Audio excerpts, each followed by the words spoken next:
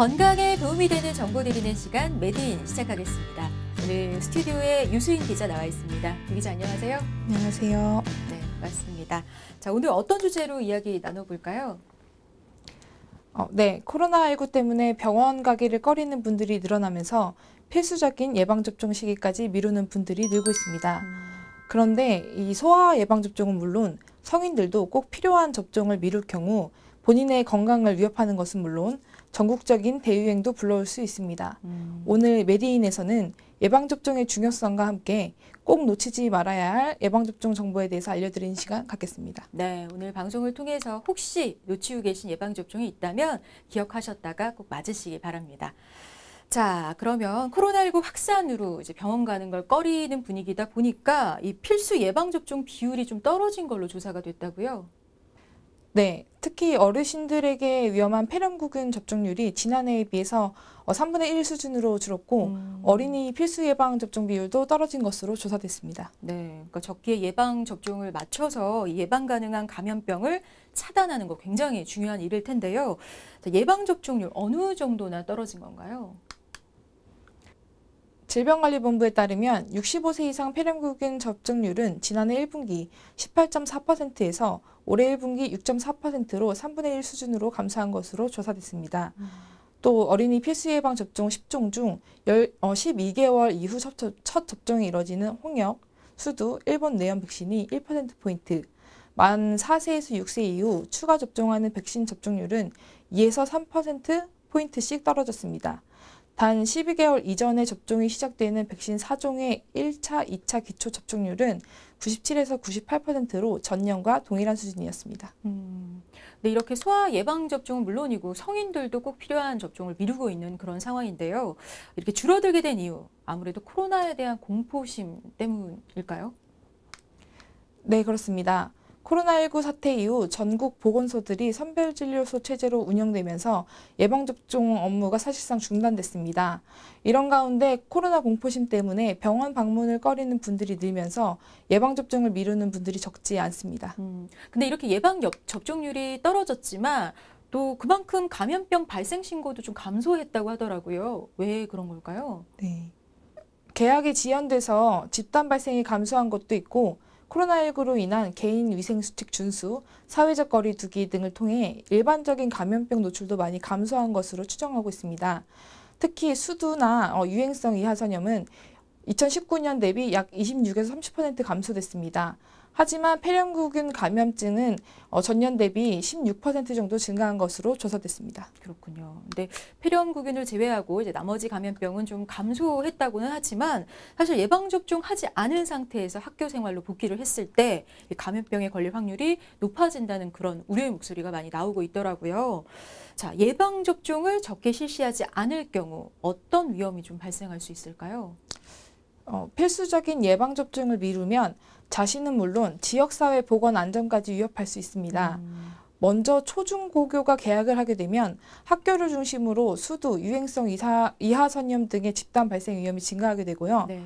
또 해외 교류 증가할 경우 홍역이나 풍진, 폴리오 등 해외 유입 감염병이 유행할 가능성이 큽니다. 또 A형 간염 등 일부 질병의 경우 30, 40대 성인들의 항체 보유율이 20%에도 못 미쳐서 소아와 성인 모두 예방접종을 미룰 경우 교차 감염을 통한 대유행 사태까지 벌어질 수 있습니다. 특히 이 3분의 1로 급감한 65세 이상 폐렴구균 예방접종의 경우 자칫 합병증으로 중증 환자가 발생할 수 있어 방역당국에서는 반드시 접종해 줄 것을 당부한 상황입니다. 네, 예방접종 아무래도 건강을 지키기 위해서 전 연령대에 필요하겠지만 특히 필수로 좀 접종해야 하는 그런 연령대 있을 것 같거든요. 예방접종은 모든 연령대에서 중요하지만 고령자와 만성질환자에게는 특히 더 필요합니다. 지난 2015년 메르스 사태 때도 전체 발병자의 약 63%가 만 50세 이상으로 나타났습니다. 질병관리본부는 면역 저하자나 당뇨병, 신장질환자, 폐질환, 신장질환 등 기저질환자의 경우 특히 중증으로 진행될 가능성이 높다고 경고했는데요. 이번 신종 코로나 바이러스 감염증 환자에서도 50세 이상 환자가 대부분을 차지하는 것을 알 수 있습니다. 그러니까 고령자와 만성 질환자의 경우에 예방접종은 필수 중에 필수라는 거 꼭 기억하셔야 할 것 같습니다. 근데 요즘 예방접종 놓치고 계신 분들 참 많은데요. 생애 주기별로 꼭 챙겨야 할 예방접종 좀 알려주시죠. 영유아 시기는 예방접종으로 면역 항체를 형성함으로써 감염병에 대한 방어 능력을 갖춰야 할 때입니다. 국가에서 지원하는 필수 예방접종을 통해 소아마비나 수두, 홍역, 결핵, 비형간염, 파상풍, 백일해, 일본내염, 독감 등의 질환을 예방할 수 있는데요. 최근에는 전 세계적으로 유행하는 홍역은 전염성이 매우 높지만 생후 12에서 15개월에 MMR 혼합 백신을 1차 접종, 만 4에서 6세에 2차 접종하면 90% 이상 예방할 수 있습니다. 영유아 및 소아, 어린이가 접종해야 하는 백신과 접종 이력을 알려주는 질병관리본부의 애플리케이션, 예방접종 도우미를 활용을 하면 예방접종 시기를 놓치지 않는 데 도움이 됩니다. 네. 근데 이제 영유아기를 지나서 이렇게 나이가 들수록 예방접종이 좀 무심해지거든요. 그 10대 청소년기에도 꼭 챙겨야 할 예방접종이 있을까요? 10대 청소년은 학교에서 머무르는 시간이 길고 또래와 자주 어울리기 때문에 집단 감염병에 노출되기 쉽습니다. 특히 겨울철에서 이듬해 봄까지 유행하는 인플루엔자 감염에 취약한데요. 실제 인플루엔자 의사 환자 분율은 13에서 18세에서 가장 높은 편입니다. 이 때문에 독감이 유행하기 전 반드시 백신 접종을 완료해야 합니다. 기숙사에서 생활하는 경우는 수막구균성 질환, A형 간염 예방에 힘써야 합니다. 이 수막구균성 뇌수막염 등 이 관련 질환은 발병률이 비교적 낮지만 감염자의 10에서 14%는 24에서 48시간 내 사망에 이를 정도로 치명적입니다. 이게 비말로 집단 감염으로 확산을 할 수 있기 때문에 집단 생활을 하는 청소년의 경우 위험할 수 있습니다. 실제로 지난해 환자의 절반 이상이 10대에서 20대로 집계됐는데요. 백신으로 예방할 수 있으므로 접종력이 없을 경우 접종을 고려해 볼 수 있습니다. 네. 오염된 물이나 음식으로 전파될 수 있는 A형 간염 역시 단체 급식을 시작하는 이 시기에 예방접종을 하는 것이 좋습니다. 네. 그리고 또 성인들도 자기 상황에 맞춰서 어떤 좀 꼭 해야 하는 예방접종들 있을 것 같거든요. 임신부, 영아와 함께 거주하는 성인들은 각각의 상황에 맞춰 반드시 예방접종을 챙겨야 합니다. 특히 영아와 거주하는 성인은 백일해 예방을 하는 게 바람직한데요. 이 백일해는 전염성이 높은 데다가 부모나 조부모를 통해서 신생아와 영유아에 전파할 수 있습니다. 어렸을 때 접종을 마쳤더라도 성인이 된 후 예방 효과가 감소될 수 있으므로 추가 접종을 통해 면역력을 유지해야 합니다. 코로나 상황이 나아져서 이제 해외 길이 열렸을 때는 해외 여행이나 출장을 앞둔 성인이라면 해외 감염병 예방 접종도 챙겨야 하는데요. 일본 뇌염은 동남아 여행 전 면역력이 없는 성인의 예방 접종에 권고되는 대표적인 해외 감염병 예방 접종입니다. 네. 일본 뇌염은 국내 보고된 환자의 90% 이상이 40세 이상이어서 이 연령대가 특히 주의해야 하고요. 일본 뇌염은 대부분 증상이 없지만 감염자의 일부에서 급성 뇌염으로 진행될 수 있다는 점 기억하셔야 될 것 같습니다. 네. 자, 그리고 또 어렸을 때 접종 마쳤더라도 아무래도 그 면역력이 좀 예방 효과가 감소했을 가능성이 있으니까 추가 접종을 통해서 면역력 유지해야 한다는 거 잊지 마시기 바랍니다. 그럼 이어서 계절별, 시기별로 좀 잘 발생하는 감염병 있으면 좀 정리해 주시죠. 네, 봄철에는 볼거리, 홍역, 수두 등 유행성 감염병 환자가 늘어납니다. 2018년 건강보험 심사평가원 자료에 따르면 볼거리는 4월에서 6월에, 홍역은 6월에, 수두는 5월과 12월에 환자 수가 가장 많은 것으로 조사됐는데요. 볼거리, 홍역, 수두가 봄에 잘 발생하는 이유는 새학기가 시작되고 단체 활동이 많아지기 때문입니다. 아이들이 밀집한 공간에서는 전염될 가능성이 있어 주의가 필요합니다. 이들 질환은 예방접종으로 예방을 하거나 증상을 완화할 수 있습니다. 특히 볼거리는 만 10에서 15개월에 1차 첫 접종을 받은 후 만 4에서 6세에서 2차 접종을 해야 하는데 이를 놓치는 경우가 있으니 유의하셔야 합니다. 네. 또 중장년층들도 이 면역력이 떨어지면서 좀 각종 질환에 노출될 위험이 커지는 만큼 예방접종 좀 더 신경 써야 할 것 같거든요. 네, 대상포진, 폐렴구균, 독감 백신은 노인 백신 3종 세트로 불리는데요. 이 세 가지 질환 모두 면역력이 약한 노인에게서 위협적이기 때문입니다. 대한감염학회는 60세 이상 노인이 이 세 가지 백신을 맞도록 권장하고 있습니다. 그럼 대상포진부터 좀 자세히 설명을 해주시죠. 대상포진은 면역력이 떨어지는 이런 중장년층이 작별이 유의해야 하는 질환입니다. 환자의 60%가 50대 이상입니다. 대상포진은 환절기, 과로 등으로 면역력이 떨어졌을 때 신체에 잠복 중이던 수두 바이러스가 활동을 재개하면서 발생하는데요. 피부의 군집성 물집과 함께 수십 개의 바늘을 찌르는 듯한 느낌을 동반하는 경우가 많습니다. 통증의 왕이라고 별명이 붙을 정도로 통증이 심하고 네. 물집이 사라진 후에도 통증이 남아있는 대상포진 후 신경통 등 이런 합병증 위험이 큰 점도 예방 백신이 강력히 권고되는 이유입니다.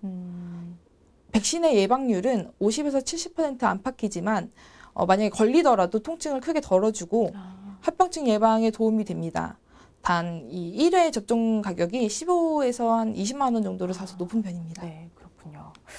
그리고 또 독감의 경우도 노인들이 꼭 맞아야 하는 그런 백신으로 좀 꼽히죠? 네, 인플루엔자로 인한 사망자의 대다수는 65세 이상이므로 반드시 챙기는 게 좋습니다. 독감 바이러스에 노출되면 하루에서 4일 정도 잠복기가 흐른 후 증상이 나타나는데요. 인플루엔자의 전형적인 증상은 갑작스러운 발열과 함께 기침이나 인후통 등이 동반되는 것입니다. 무력감, 두통, 근육통, 관절통과 같은 전신 증상이나 기침, 콧물, 호흡곤란 같은 호흡기 증상, 설사, 구토 등이 발생할 수 있습니다. 그렇군요. 근데 건강한 좀 젊은 사람이 예방접종을 맞으면 한 70에서 90%의 예방 효과가 있지만 노인이나 만성질환자들의 경우는 예방접종 효과가 좀 상대적으로 떨어질 수 있다고 하더라고요. 네. 그래서 노인이나 만성질환자 등 고위험군 환자는 독감 예방접종을 거르면 안 됩니다. 고위험군 환자일수록 독감을 앓을 경우 중증으로 진행하거나 합병증이 발생할 위험이 높기 때문입니다. 또 지난해 봄 독감 예방주사를 맞았다고 해서 겨울 예방접종을 건너뛰는 것은 금물입니다. 독감 바이러스는 매년 유전자 변이를 일으키기 때문에 해마다 유행이 예상되는 바이러스에 작용하는 백신을 새로 접종해야 합니다. 네, 독감 바이러스는 계속 유전자 변이를 일으킨다고 하니까 잊지 마시고 매년 독감 예방접종 하셔야 하는 거 잊지 마시기 바랍니다. 자, 그러면 독감 예방주사 맞아야 하는 어떤 시기 짚어주시죠. 이 독감 주사의 경우 늦봄이나 여름은 접종할 때가 아닙니다. 게다가 유행하는 바이러스에 따라 백신이 매년 달라지기 때문에 시기에 맞춰 접종하면 됩니다. 그렇군요. 그중에서도 최근 접종률이 크게 감소한 폐렴구균 예방접종이 특히 중요할 것 같은데요. 고령자와 만성질환자가 각별히 주의할 질환이 폐렴이라고요? 네. 폐렴구균은 폐렴을 일으키는 원인균으로 발생 시에 발열이나 오한, 객담을 동반한 기침, 흉통 등의 증상을 동반합니다. 특히 어르신들의 경우에는 치명적인 폐렴구균 감염증과 합병증으로 인해 중증 환자가 발생할 수 있기 때문에 65세 어르신들께서는 폐렴구균 예방접종을 반드시 실시하셔야 합니다. 또 이 폐렴구균성 폐렴은 건강한 성인 대비 발병 위험이 커서 주의가 필요합니다. 18세 이상 만성질환자와 건강한 성인의 폐렴구균 폐렴에 걸릴 확률을 비교한 연구 결과에 따르면 만성폐질환 환자에서 폐렴 발병률은 7.7에서 9.8배, 당뇨병 환자는 2.8에서 3.1배, 만성심질환 환자는 3.8에서 5.1배로 높게 나타나고 있습니다. 이 만성질환자의 경우에는 이 폐렴구균 예방접종 꼭 챙기셔야 할 것 같은데요. 자, 폐렴구균으로 인한 사망률 우리나라에서 좀 높은 편인가요? 네. 2018년 통계청에 따르면 폐렴으로 인한 사망률과 입원율이 지난 3년간 지속적으로 증가했습니다. 폐렴은 2018년 한국인 사망 원인 3위, 호흡기 질환 사망 원인 1위입니다. 폐렴을 포함한 이런 폐렴구균 침습성 감염으로 인한 사망 위험은 만 65세 이상에서 25에서 30%, 75세 이상에서는 40%로 나이에 비례 높아지는 것으로 나타났습니다. 네, 근데 이렇게 위험한 폐렴구균, 문제는 폐렴구균 백신이 이 보건소에서만 접종이 된다고 하더라고요. 그러다 보니까 일반 진료 업무가 재개되지 않는 한 이 접종 자체가 좀 어렵다고요? 네. 어린이의 경우 95% 이상이 의료기관에서 접종받는 것으로 조사됐으나 어르신들은 보건소에서만 무료로 접종이 가능합니다. 이에 질병관리본부는 보건소 업무 재개를 위해 안전한 예방접종 안내서를 마련하고 각 지자체에 배포해 접종을 권고했고요. 아울러 민간 의료기관에서도 65세 이상 노인 대상으로 폐렴구균 백신 접종이 이루어질 수 있도록 하는 방안을 검토 중입니다. 또 대한노인회 등 유관기관과 협력해 접종 홍보 등 관리를 강화할 예정입니다. 네, 그러니까 민간 의료기관에서도 이 예방 접종을 할 수 있는 방안들 고민하고 있다고 하셨는데, 자, 질본에서 마련한 대책들 자세하게 설명 좀 해주시죠. 네, 현재 질본은 의료기관에서도 예방접종을 실시할 수 있도록 의료기관 준비 안내서를 마련한 상태입니다. 의료계와의 논의를 통해 애로사항 등을 반영키로 했는데요. 우선 예방접종 실시를 위해 의료기관이 준수해야 할 사항, 접종 대상자와 보호자가 병원 방문 시 지켜야 할 안전한 수칙 안내서를 마련해 배포할 예정입니다. 안내서의 개략적인 내용은 사전 예약에 의해 오전 접종 업무, 오후 외래 진료, 의료기관 내 인원 최소화, 이걸 위해서 예약시간 준수, 의료기관 직원이 방문자의 대기 상황을 모니터링, 건강한 어린이와 아픈 어린이의 진료 공간 구분, 의료진은 KF94나 N95 이상 호흡기 보호구 착용, 발열 증상이 있는 의료기관 직원은 출근 금지 등입니다. 그렇군요. 자, 안심하고 의료기관에 방문해서 예방접종을 받을 수 있도록 사전 예약 시스템을 개발해서 운영할 예정이라고 하셨는데, 이게 어떻게 운영이 되는 건가요? 네, 의료기관은 사전 예약에 의해 오전 중 접종을 실시할 예정인데요. 5월 말부터 각 의료기관에서 접종 가능한 백신과 오전 중 접종이 가능한 시간 등을 확인하고 예방접종 도우미 누리집과 유선으로 사전 예약이 가능하도록 하고 6월 말에는 모바일로도 예약이 가능하도록 할 예정입니다. 자, 또 그런가 하면 접종 대상자와 보호자가 병원을 방문할 때 지켜야 할 안전수칙 안내서 좀 마련해가지고 배포할 예정이라고요? 네, 질병관리본부는 예방접종과 관련해 의료기관이 준수해야 할 사항과 함께 접종 대상자와 보호자가 병원 방문 시 지켜야 할 안전수칙을 안내서를 마련을 했고 또 코로나19 상황에서 안전한 예방접종이 이루어지도록 의료기관, 접종 대상자, 보호자별 기본 수칙을 담은 안내서도 마련했습니다. 네, 코로나19를 통해서 높아진 이 감염병에 대한 경각심 그리고 예방 수칙의 실천들이 일반적인 감염병을 줄이는 기회로 작동될 수 있기를 기대해 보겠습니다. 메디인 오늘 여기서 마칩니다. 유수인 기자 고맙습니다. 감사합니다.